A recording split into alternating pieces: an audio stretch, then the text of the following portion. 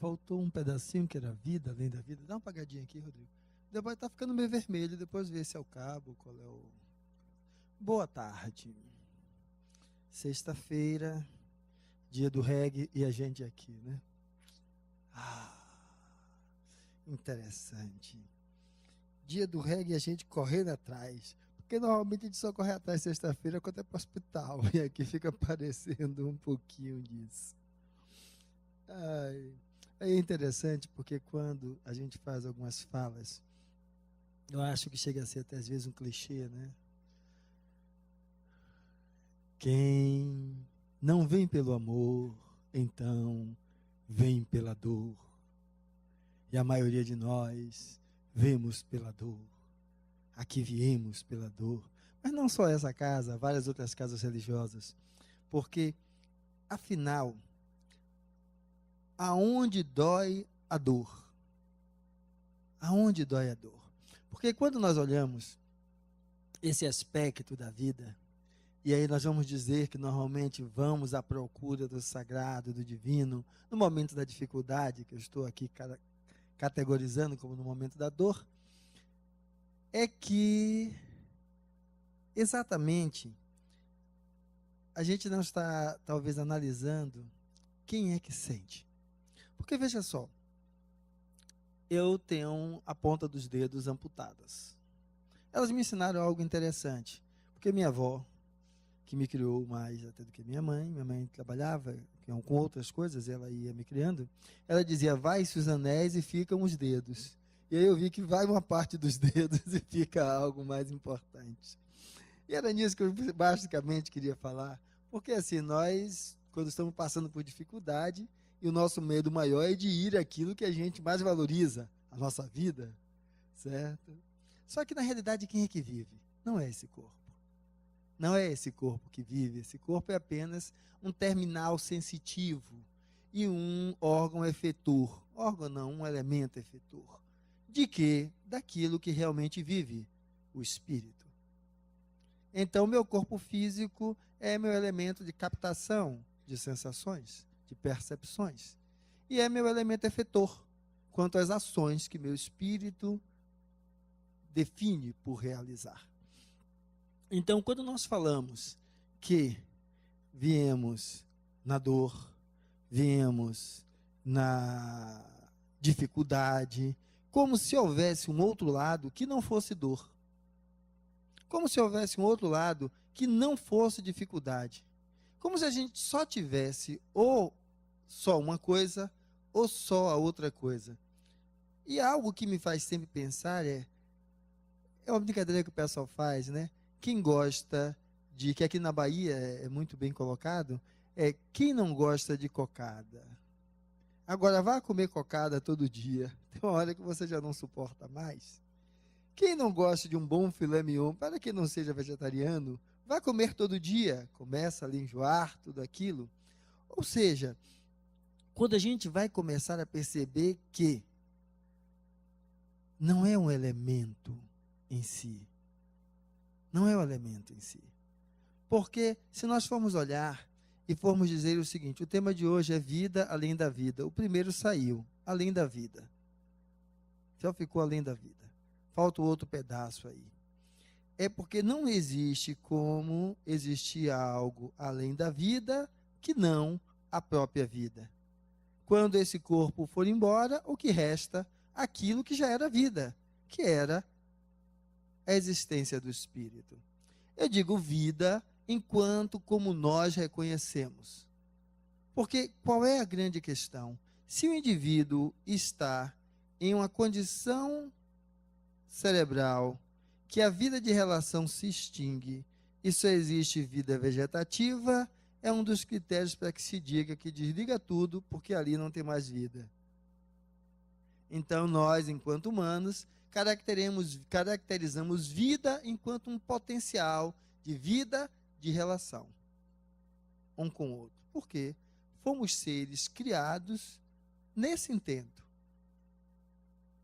Nós somos, por natureza, certo? Seres que se definem dentro de uma convivência mútua. Ninguém vive isoladamente. Então, quando vamos falar de vida além da vida, no seu texto, contextualização literal e mais conhecida se existe vida além desta vida. Ou seja, se quando eu morrer, tudo acaba ou tudo continua. Eu levaria, antes de ir a esse elemento, a perguntar algumas coisas. Existe vida na vida que você leva? Porque se eu digo que o ser que está lá em vida vegetativa, porque teve um AVC, e aí ficou lá sem as funções corticais, certo? Só mantido com os reflexos de tronco nervoso, mantendo apenas os movimentos básicos de respiração, de controle circulatório, a gente vai dizer que ali não existe vida. Então, a pergunta é, existe vida na sua vida, antes da gente pensar em vida além da vida? Porque às vezes a gente corre tanto, a gente se atropela tanto, que a gente não vive. Porque nós nos dizemos diferentes dos animais ditos irracionais, certo? Então, os outros são inferiores. Por quê? Porque não têm o domínio do raciocínio. E quando a gente vai olhar, não, mas a vida deles é diferente. O bichinho acorda de manhã, procura comida, come, dá uma descansada, volta a procurar comida, come, termina no final do dia, dorme e acabou. E a gente diz, não, nós não somos assim. Quantos de nós estamos fazendo apenas só isso? Toma café de manhã, levanta, vai, trabalha mecanicamente, almoça mecanicamente, volta, dorme e acorda no outro dia. Igualzinho. Igual. Alguns ainda acham-se um tanto quanto diferentes, certo? Porque se eu olhar essa vida, eu não encontro vida além da vida. Porque essa vida que levanta e fica feito o bichinho, se eu entendo que o bichinho é inferior porque não tem o uso da massa cinzenta, e se eu estou vivendo igual a ele, cadê a vida? Cadê a vida? Outros não, mas tem um construto, né? Um construto cultural, um construto de conhecimento, de sabedoria, e aí vai distinguir de uma outra forma. Tem alguns que pensam, certo? Mas são inferiores. E aí começa a colocar como aquele meu amiguinho que ganha o salário mínimo, peão, se vira, certo? Passa o final de semana e aquilo é visto desse jeito. São seres inferiores. E aí a criatura me vê aqui. Estou falando da criatura, é eu enquanto criatura, vendo a mim mesmo. Não, mas eu faço a palestra, eu falo sobre assuntos, e aí acho que também sou melhor. Mas lógico, o que é estar usando esse elemento, essa massa cinzenta? É estar falando? É estar fazendo discurso? É isso que é o uso da massa cinzenta? Ou é dar materialização a essa fala? Porque é um ditado antigo que nós conhecemos também: faça o que eu digo, mas não faça o que eu faço. Então, se é faça o que eu digo e não faça o que eu faço não é vida, é só um conto de fadas. Porque o que é vida é o que eu digo, mas não se materializa em mim, é só para o outro, é algo que se perde no tempo. E quando a gente diz isso, que eu estou falando dentro desse aspecto, é que veja só, aí eu começo a falar de Dona Maria. Eu vejo alguém que aparece como um grande ícone, certo? Não vamos dizer Chico, não, Chico, mas um grande orador, certo? E aí você vai colocar ele lá no céu, na estátua, colocar ele como um grande ser, e parece que Dona Maria não vale nada. Mas vamos materializar isso, que eu gosto de coisas um pouquinho mais palpáveis. A nossa história do André Luiz. Fala-se de André Luiz e se fala com reverência ao grande espírito. Só que, quando a gente vai ler Nosso Lar, preste atenção a um espíritozinho simples, que ninguém lembra do nome, e que é de uma magnitude muito mais ampla do que a de André, que para ele visitar esse espírito, ele teve que desdobrar-se do perispírito que estava para ir até lá. Veja só, primeira etapa, vida além da vida. Uma vida é esse corpo, a outra vida é a vida no espírito. Agora é vida, além da vida, além da vida. Estou falando de quê? André Luiz morre. A vida era o corpo físico, quem o chama de Carlos Chagas, ou tenta dar a ele outra personalidade encarnada. A vida além da vida, André Luiz. E para visitar um espíritozinho que não tinha rótulo, ele teve que ir a uma vida além daquela vida. E esse espírito que ele foi visitar foi a mãe dele. Não tinha títulos. Não era conhecido como ele. E era um espírito de tamanho galardão. Para ele ir até ela, teve que ser conduzido. Não tinha condições de estar vivendo no nível em que ela estava, enquanto espírito. Para a gente entender que quando a gente fala além, a gente tem que pesar muito. Porque a gente se diz, às vezes, além do estado animal e está vivendo igual. Às vezes, pior, porque o bichinho, às vezes, ainda tem um senso de sociedade melhor do que o nosso. Melhor do que o nosso, vírgula, né? Só para exemplificar um dos elementos. As abelhas que vivem em congregações e nós que vivemos só nos disputando e às vezes esfaqueando, matando uns aos outros. Então, o que é que a gente está chamando de vida? Porque às vezes eu coloco a minha vida num ritmo que eu tenho que perceber se isso é vida. Porque se hoje eu não vivo uma vida, como é que eu vou esperar viver uma vida além da vida? Teve uma amiga minha que me ligou e disse assim, tinha me mandado por e-mail um material para eu avaliar. Depois me ligou. Você pode ver para mim? E eu disse, eu vou ver. Até hoje eu não consegui abrir para olhar, certo? Por que eu não consegui abrir para olhar? A vida que eu estou levando está correndo tanto que se atropela entre mais coisas para fazer do que coisas que eu tenho pernas para dar conta. Então, esse momento, às vezes é o momento da gente parar e ter que repensar ou rever o que é que a gente vai fazer. Porque senão a gente vive só se atropelando. E aí, se atropelando, a gente termina depois fazendo uma coisa que é fantástica, que é o motivo pelo qual muitos de nós estamos aqui. Quando eu comecei aquela história de que a gente vem pela dor e não vem pelo amor. Porque veja só, quando eu começo a tropeçar nas próprias pernas e ainda vivo sob o estigma de que o que há além da vida, certo, é a necessidade de um pagamento, eu vou me impor algo para pagar. Então, algo foi atropelado e aí eu tenho que pagar por isso.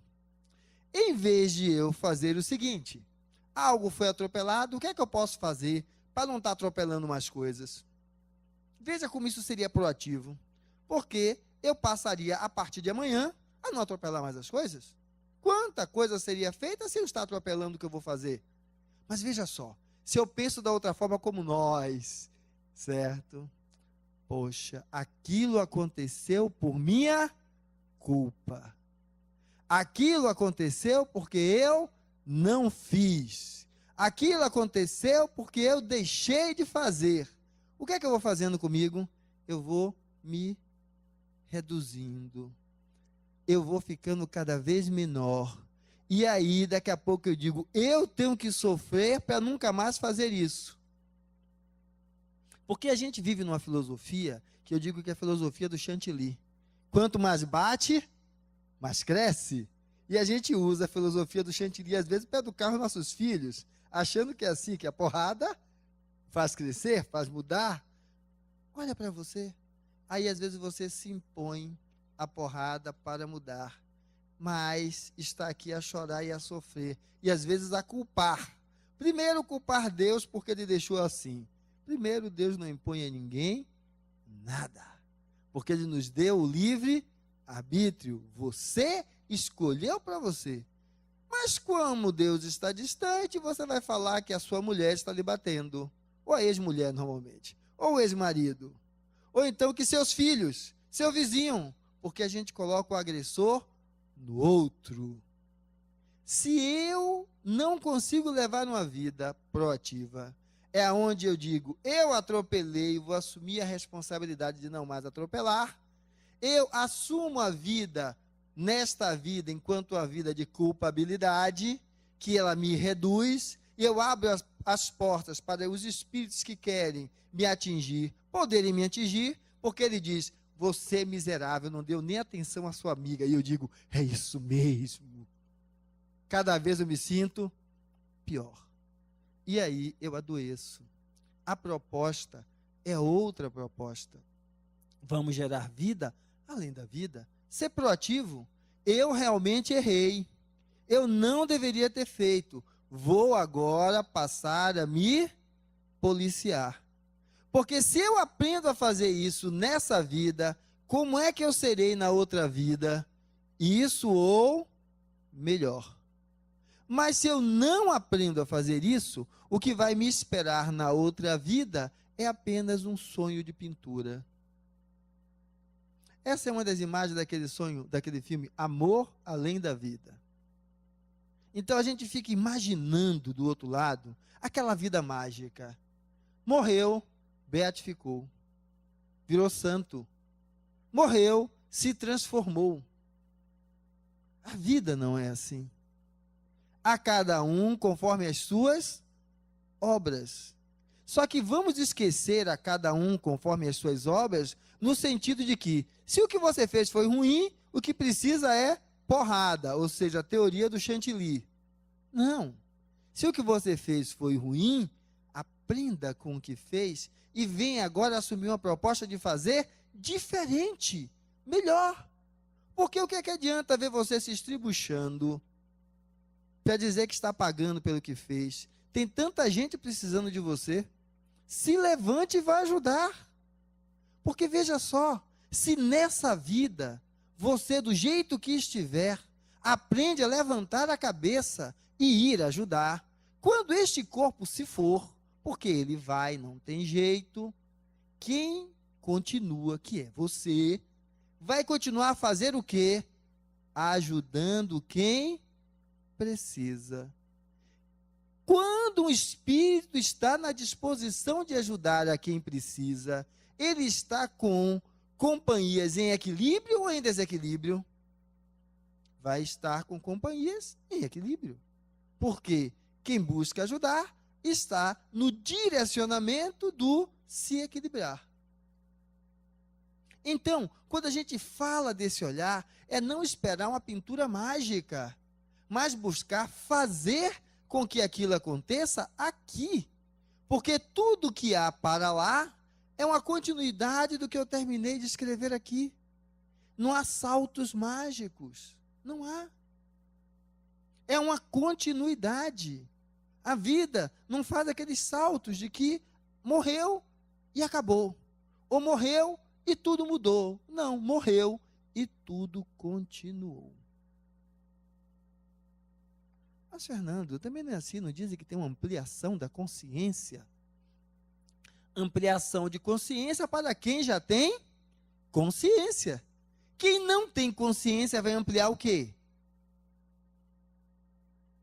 Vai ampliar o que não tem? É igual aquela história da criatura que reclama e fala da mãe porque a mãe só o agredia. E aí é um outro estúpido a agredir outros, inclusive os próprios filhos. E aí diz que é assim porque a mãe fez assim com ele. E culpa a mãe. Agora, já é grandinho, já tem uns 40 anos. Espera aí, ele hoje não pode cultivar o que ele quer? Aí quando você diz assim, ele abrace o outro, ame o outro, ele diz, como se eu não aprendi? Está agindo, sabe como? Igual aquele bichinho que acorda, come, dorme, acorda, come, dorme. Porque se ele diz que não dá amor porque não aprendeu, a mãe dele não deu por quê? Porque não sabia. Porque também na ignorância residia. Então, desperte em você. Quando você faz isso, você vai entender então que não adianta ficar chorando na lamúria do que passou, na lamúria do que não construiu, mas se colocar a construir. E quando você faz isso, é simples. Se eu não dou, é porque não tenho. Se eu planto em mim, eu me torno capaz agora de dar. E aí você começa a olhar o outro de outro jeito. Porque se em mim eu não pude dar porque não tinha, Quem não me dá é porque não tem. Que devo fazer eu? Dar sementes a ele, para que ele tenha com que plantar, e talvez lá na frente, amor para me dar. Essa é a proposta, para que então a gente não fique sonhando com um além da vida mágico. Mágico. Essa é uma outra imagem, eu acho que do Ghost. Mágico. Que é aquele amor lindo, maravilhoso, que é como aqueles filmes de Cinderela, né? Vem da princesa, e aí o príncipe que ela ama, que ela adora, aí quando o padre vai dizer até que a morte os separe, todos vão viver felizes para sempre. Lógico, a história acaba ali. A história acaba ali. Mas a nossa história não acaba nunca. Ela continua sempre. Então, a pergunta é, se minha história continua sempre, como eu posso dar a ela outro valor? E a gente vai dizer, mas Fernando, que diacho é que você está falando? De vida além da vida? É assim.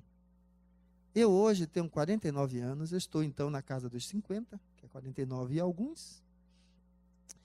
Sou médico, fiz minha formação como estudante ainda no Hospital Santa Isabel. E em uma das enfermarias de clínica médica, tinha um paciente que era fantástico. Ele era tetraplégico. Só movia algumas coisas com os braços. Ficava ouvindo música e lendo revista. E veja, daquele jeito, na enfermaria que ele ficava, enfermaria do SUS, que assim, às vezes aquele calor humano das pessoas que estão ali atendendo, né? Que vai deixando, porque assim, quando é o outro, deixa cagado, deixa mijado, mas quando é a mamãe que está doente, quer que todo mundo faça mágica, para não ficar com cheiro nenhum. Então, o que é que ele fazia quando passava mal? Era ele a sirene que chamava o auxiliar ou a enfermeira, e que quando não via mais, ele gritava até que alguém viesse para atender. Veja, isso é vida além da vida, porque tem gente que dizia que ele não tinha vida, que se tivesse como ele, queria partir desta vida, mas cada dia de vida que ele tinha, mais vida ele encontrava, no pouco de vida que a ele chegava, que para ele não era pouco, era tudo, era a vida que ele tinha. E a gente às vezes não consegue fazer isso, não consegue valorizar o que a gente tem, para que a partir do que a gente tem, a gente alavanque para conseguir o que a gente não tem. E aí nós ficamos a chorar e a falar e a se queixar, e aí a gente fica, como está essa imagem? Uma ponte que se acabou. Uma ponte que não tem para onde ir. E aí a gente fica fazendo uma outra coisa. Porque eu acho que para mim às vezes representa também a vida além da vida. Nós temos mania de fazer uma coisa fantástica. A gente fala da Igreja Católica, né, que beatifica os santos. A gente beatifica. Meu marido é um santo. É um santo aquela criatura, principalmente logo quando está para casar, né, ou logo depois que casou. E aí depois que começa a comer 1 quilo de sal junto, aí começa a apedrejar. Ou o criatura, a mesma coisa, né? E lá para frente, quando começa a chegar os filhos, disputar espaço com ele, também começa lá as outras queixas. E veja, ninguém é santo. Ninguém é santo. Por que ninguém é santo? Graças a Deus. Porque alguém ser santo é dizer que ele é só bondade, só o que é bom. Mas veja qual é o risco. Esta criatura que aqui vos fala já viveu algumas encarnações. Lá atrás era dono de engenho. E ele era bonzinho. Ele não chicoteava, não amarrava no tronco, e a senzala dele não tinha grades. Mas os que para eles trabalhavam eram todos escravos. Era visto como bom. Se eu fizer isso hoje com a minha secretária, vou fazer o que comigo? Vou para o xilindró. Ou seja, não existe um bom estático, porque a vida vai se modificando e se ampliando cada vez que os horizontes vão se ampliando. Por isso que não dá para ampliar a consciência de quem não tem consciência. Então a vida nos convida, nesse momento da construção dessa ponte, é nós despertarmos para tomarmos consciência de nós mesmos. Se olhar no espelho. Porque, mas a vida além da vida é a vida que tem do outro lado. É uma outra coisa que me incomoda. Quem está vivendo aqui é esse corpo? Não. Então, essa vida aqui é tão espiritual quanto a outra. Porque não há outra vida, é a mesma vida. É a vida do espírito. Aqui em uma roupagem, lá em outra. Para a gente poder entender, olhe você hoje e recue 20 anos no tempo, já que a maioria aqui tem mais do que isso. Veja se é a mesma pessoa. Não é. Não é a mesma pessoa, porque experiências se acumularam. Mas o espírito é o mesmo. Se você olhar para trás, às vezes você não se reconhece. Por que é que eu brigava por coisas tão pequenas? Não valia a pena. Hoje eu já vejo isso. É você enquanto espírito, esse corpo vai embora, você vai dizer a mesma coisa. Então, a ideia é que a gente possa construir isso no aqui e no agora. Então, a vida além da vida começa aqui. O convite é esse: tire a máscara, para reconhecer quem é o espírito que você é. Porque é isso que vai descrever o além da vida que você alcançará.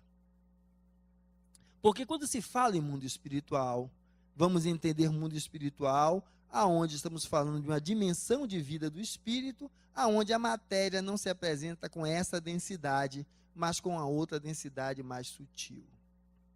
Esse contexto, nós nos agregamos conforme o nosso padrão vibratório. E o que é o padrão vibratório? É como nós pensamos e agimos. Só que do lado de lá, não tem uma máscara tão densa como essa para a gente esconder. Porque, veja, nós somos educados a usar essa máscara. Nascemos pequenininho, e aí começa a fazer o quê? Neném pode fazer pum-pum em qualquer lugar da sala? Não. Então a gente começa a ser podado e moldado para ser aceito. Então o neném passa fazendo aquele piniquinho para que não receba as reclamações do papai e da mamãe. Então ele começa a se moldar, a criar uma máscara para ser aceito. E por aí vai indo.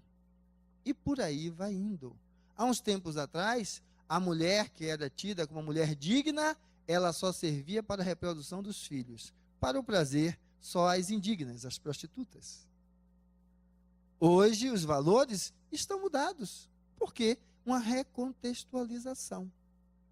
Então, a gente precisa tirar a máscara para reconhecer quem somos nós. Porque o que é o quem somos nós? É nós sairmos dessa massa comum.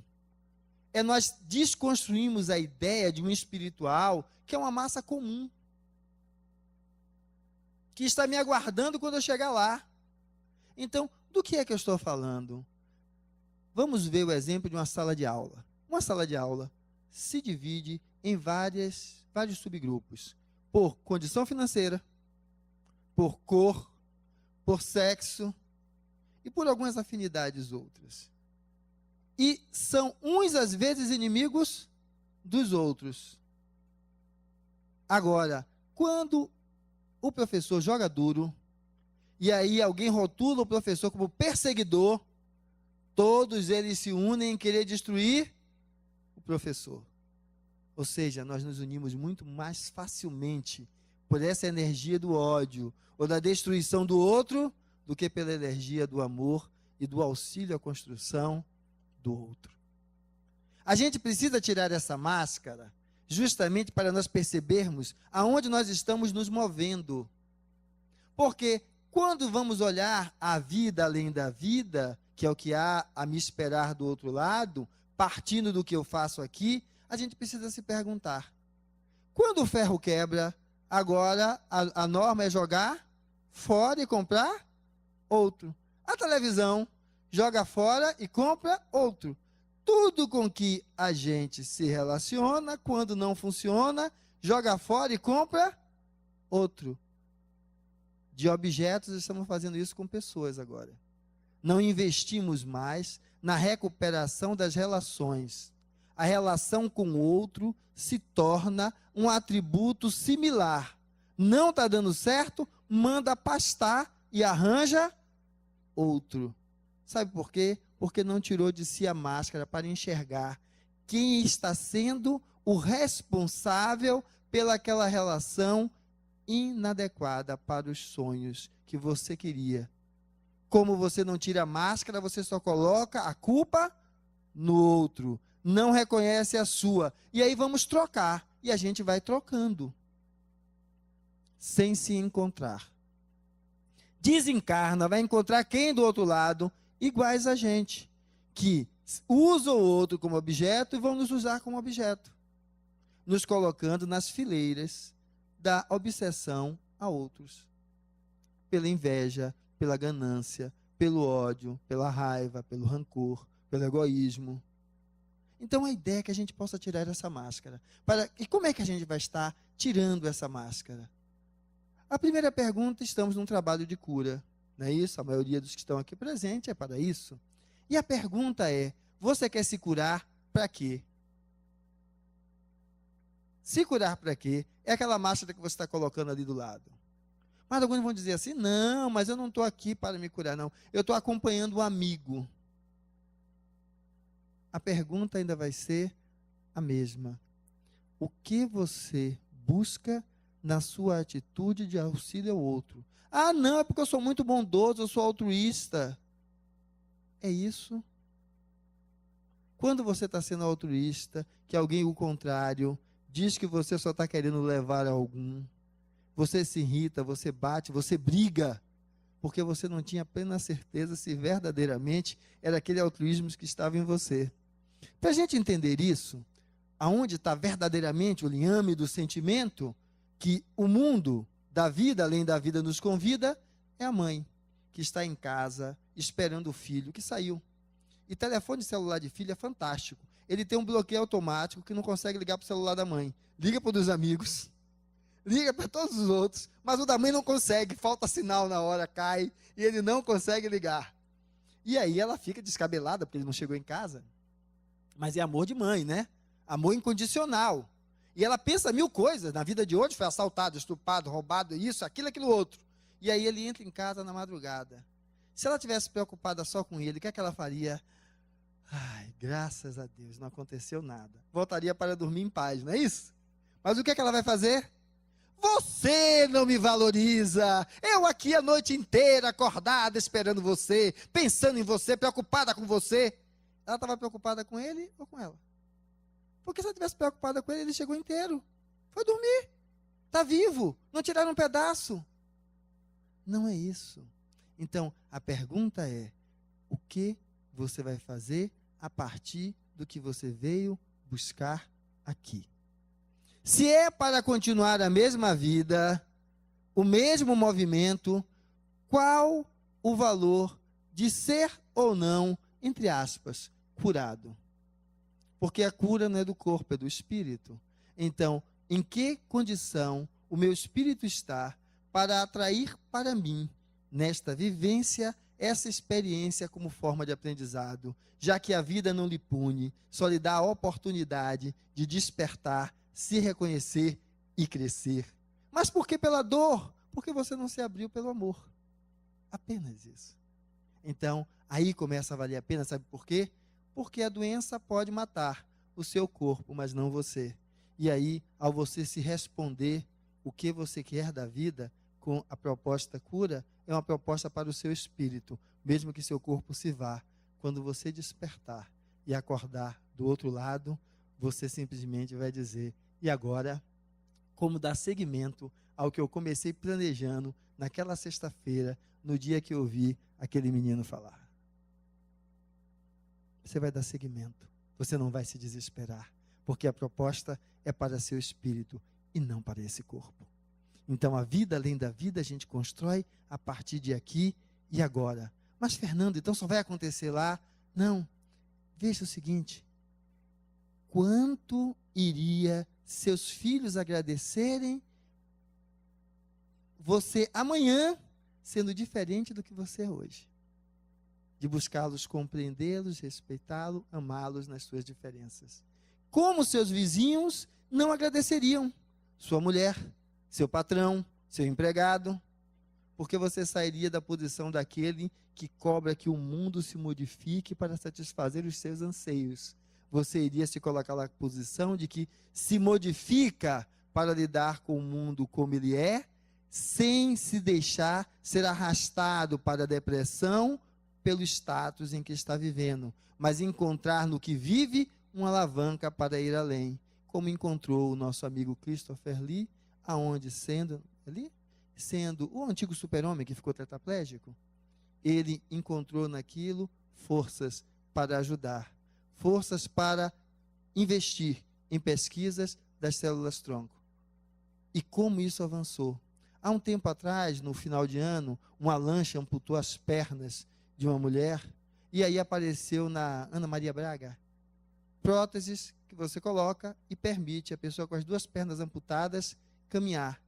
E para apresentar isso, ela chamou um menino, jovem, sem as duas pernas, e ele andava com aqueles gravetos de metal, sem cobrir nada. Então a vida lhe convida não a chorar pelo que você está passando, mas a vida além da vida é, que vida você se propõe além da vida que você está levando? Ou seja, vá além do que você está vivendo e mostre a vida que você tem muito a dar em prol da vida, independente de como você está. Porque o valor de um espírito está naquilo que ele é capaz de fazer, a partir do que ele recebe, e não naquilo que ele recebe. E todos nós somos grandes espíritos em potencial, porque a vida nos convida para não ficar só dormindo, a vida nos convida para não ficar só imaginando a pintura, a vida nos convida para a gente não ficar só esperando o amor além da vida. A vida nos convida para darmos a nós, enquanto espírito, a liberdade. A liberdade é de que esse corpo é passageiro. Tudo vai embora e livre é seu espírito. Componha, faça uma proposta para esse espírito e aí você vai estar vivendo a vida além da vida.